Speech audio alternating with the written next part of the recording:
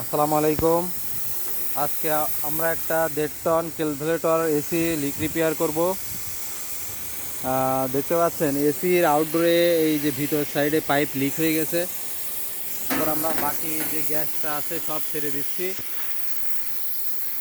দেওয়ার পরে এখন এটা রিপেয়ার করব। রিপেয়ার করার পরে আবার নতুন করে ব্যাকম করে গ্যাস চার্জ করব ইনশাল্লাহ। এসির সকল ধরনের সার্ভিস পেতে যোগাযোগ করুন আমাদের সাথে। দেখুন সব গ্যাস ছেড়ে দেওয়া হচ্ছে।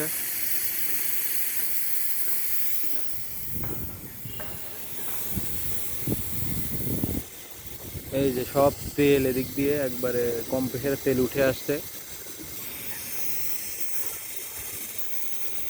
আশা করি আমরা লিকটা এখানেই পাবো।